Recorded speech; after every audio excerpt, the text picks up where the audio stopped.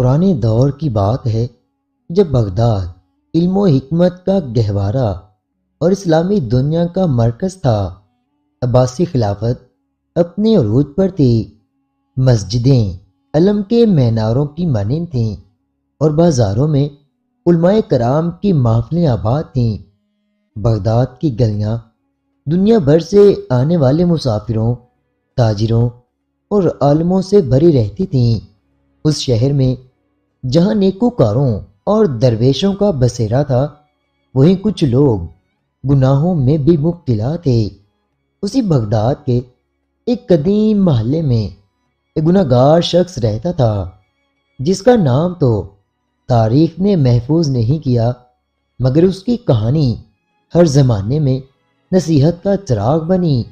یہ شخص دنیاوی لذتوں اور گناہوں میں غرق تھا۔ اس کی محفل ہمیشہ شراب، گانے بجانے اور دنیا کی عیش و عشرت سے بھری رہتی، مگر اس کی ماں ایک نہایت صالحہ اور پرہیزگار عورت تھی، جو ہر نماز میں اپنے بیٹے کے لیے ہدایت کی دعا مانگا کرتی۔ یہ شخص ہر روز جو گناہ کرتا اسے اپنی ایک خاص کتاب میں لکھ لیتا۔ شاید یہ اس کے ضمیر کی آخری آواز تھی جو اسے یہ احساس دلاتی کہ وہ جو کچھ کر رہا ہے وہ غلط ہے۔ دن گزرتے گئے اور اس کی کتاب گناہوں سے بھرنے لگی، مگر قدرت کو کچھ اور ہی منظور تھا۔ ایک سرد اور تاریک رات تھی۔ بغداد کی گلیوں میں خاموشی چھائی ہوئی تھی۔ وہ گناہ گار شخص اپنے کمرے میں بیٹھا اپنی کتاب میں دن بھر کے گناہوں کا حساب کتاب لکھ رہا تھا۔ اچانک دروازے پر دستک ہوئی۔ وہ ایک دم چونک گیا اور دروازہ کھولنے کی طرف بڑھا۔ اس نے دروازہ کھولا تو سامنے ایک نہایت خوبصورت عورت کھڑی تھی۔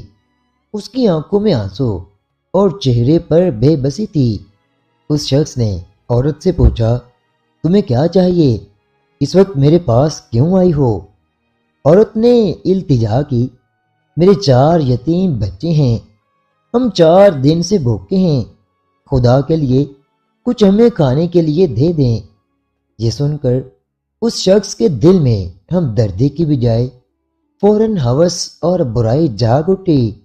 اس نے کہا، اندر آ جاؤ۔ وہ عورت اندر آ گئی۔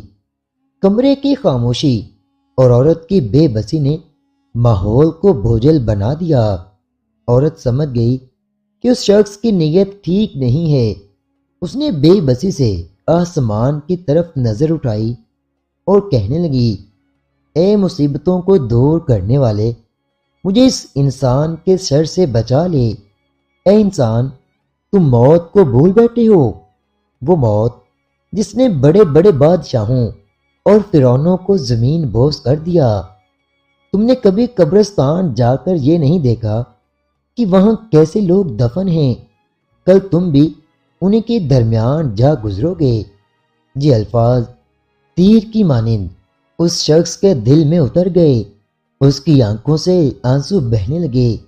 اس نے فوراً اپنے ہاتھ ہٹائے اور کہا، جا، میں نے اللہ کی رضا کے لیے تمہیں آزاد کر دیا، کہ کچھ کھانے کا سامان لے جاؤ اور اپنے بچوں کو کھلا دو، اور ان سے کہنا کہ وہ میرے لیے دعا کریں کہ اللہ میرے تمام گناہوں کو معاف کر دے۔